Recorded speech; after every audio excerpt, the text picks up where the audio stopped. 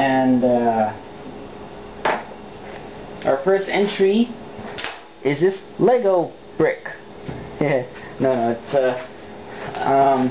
it's not the Lego brick. It's just that I find the Lego brick extremely useful in standing spinner.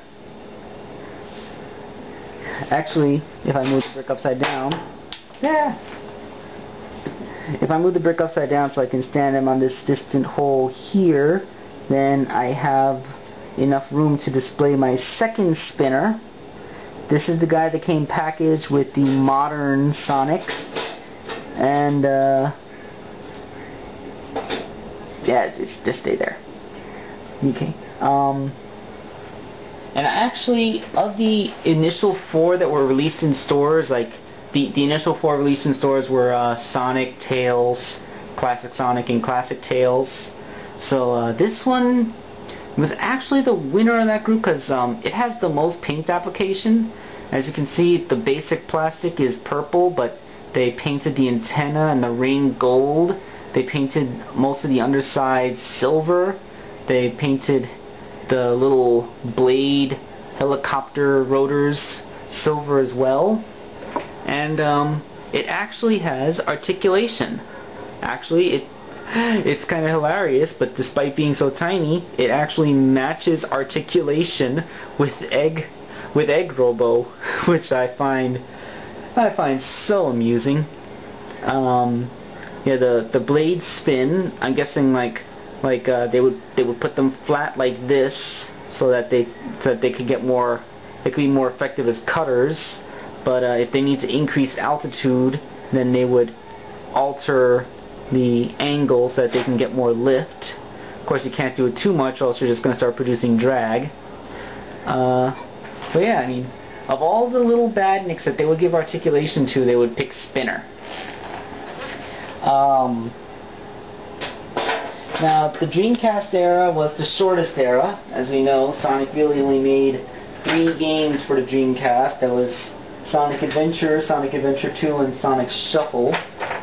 And so the spinner was introduced in Sonic Adventure, and this guy was introduced in Sonic Adventure 2. It's the Mono Beetle. Mono Beetle is the only GUN Badnik in the set. You know, GUN, Guardian Unit of Nations. And it's pretty good with paint. I mean, maybe a little bit more tech detail could have been picked out underneath, but you know, with that navy blue stripe on the front and the red and blue used in the fan and that Cyclopean eye, I think it, for paint application, is pretty good. This is another brick. It has no articulation. Although, what articulation could you put in a Mono Beetle aside from maybe the spinning fan? But never mind. How would you do that? That would be way more trouble than it's worth. Mono Beetles, some of them were mounted with guns. This one is just essentially a security camera robot. It's a shame that he's the only entry from GUN that got in the Generations line. He came packaged with Shadow, by the way, which is appropriate. But if I would have preferred if they had the humanoid GUN robots. You know what I'm talking about, the ones with the mounted guns. I'm pretty sure they have an official name, which is escaping me at the moment. I'm sure someone in the comments will let me know. But yeah, like, if they still come out with the Rouge figure and she's part of the Generations line, if anyone at Jazzwares is watching this video, if you make a Rouge figure as part of the Generations line, I want her to be packaged with that humanoid GUN Badnik. That would be awesome. That would be so unbelievably cool. Okay? I mean, Knuckles came with the Egg Pawn, so Rouge should come with the GUN Badnik. Make it happen! Mono Beetle demands you make it happen. He wants his bigger brother because he has no weapons and he's scared.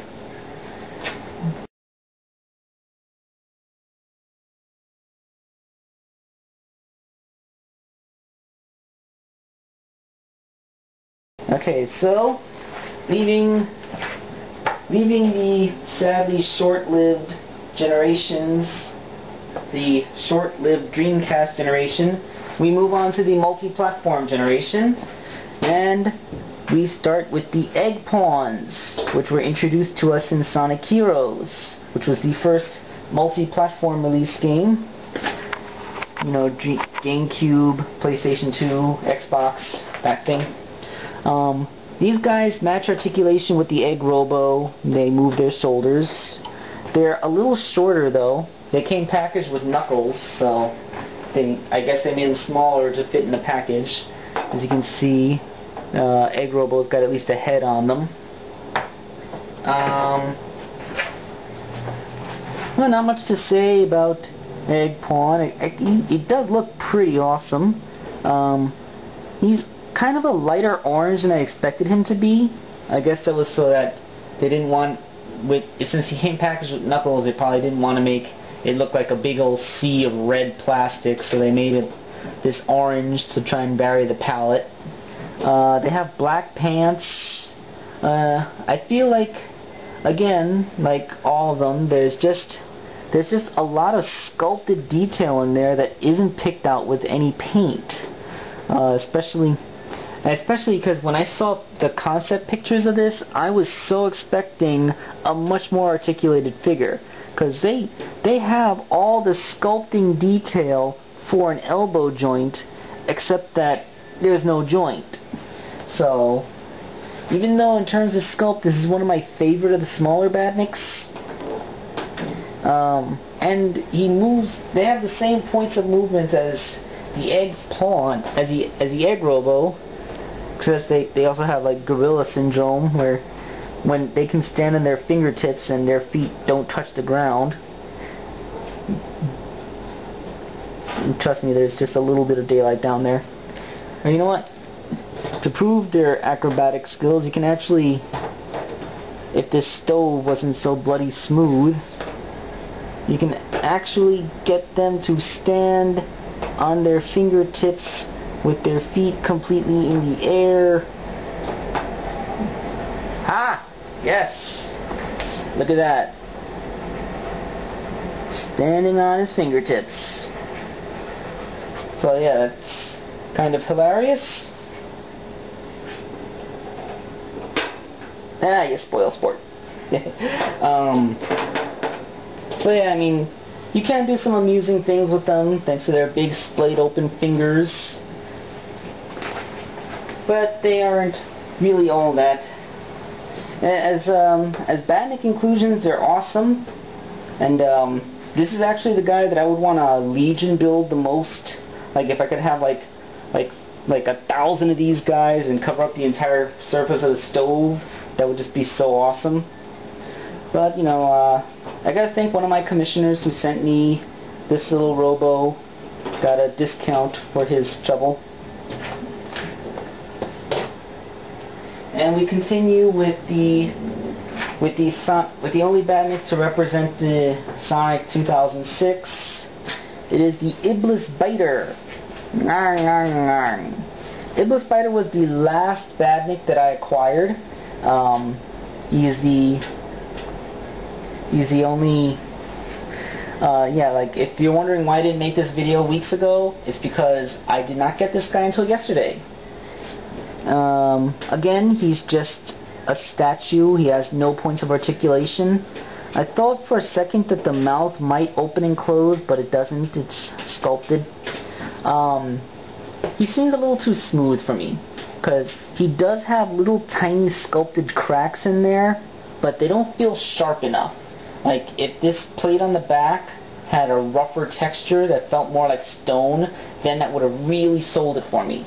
As it is, he's a little too smooth. Doesn't really feel like a hellspawn creature made from half-cooled lava, you know? Although he is the only magical Badnik released in the set, not many magical entities get to be enemies in Sonic games, you know, except for the final boss, like Perfect Chaos.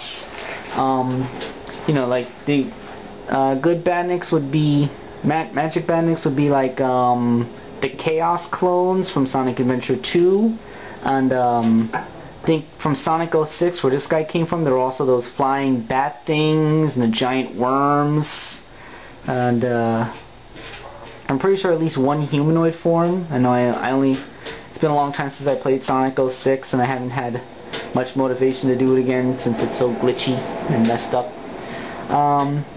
But you know, the biter's pretty cool, and it's good to see that they acknowledge that point in Sonic's history.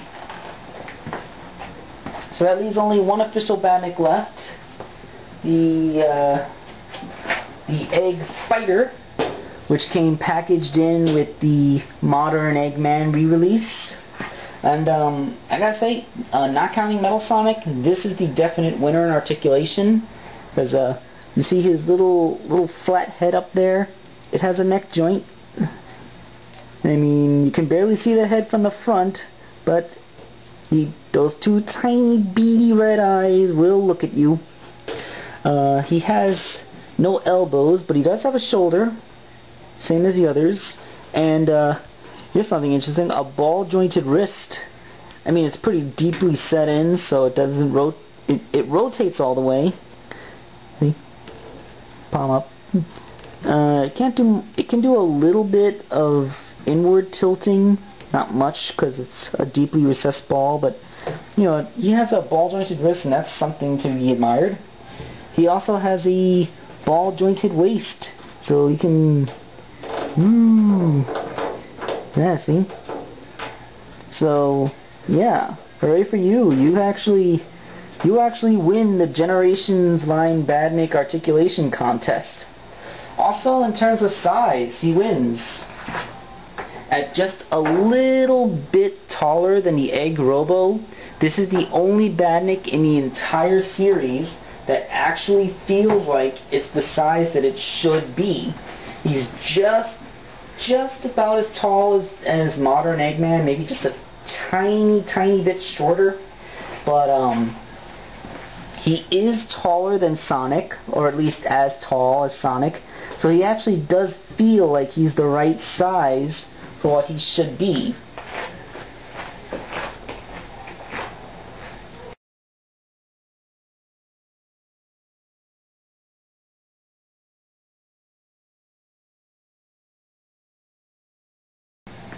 So let's take these guys aside.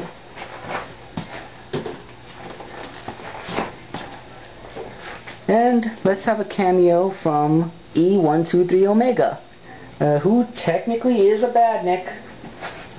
E123 Omega is he's just a little taller than the Egg Fighter, and I think it's a decent size. Of course, since he's one of my customs, he has much better articulation. Although I don't know why, but this shoulder, even when he was still Mantarctica, that shoulder was extremely stiff. This shoulder moves a little bit easier.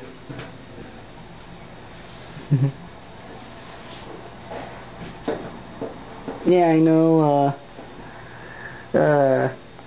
I worked really hard to make this Omega, so I just want to show it off one more time before I have to ship it away to the CPK Studios.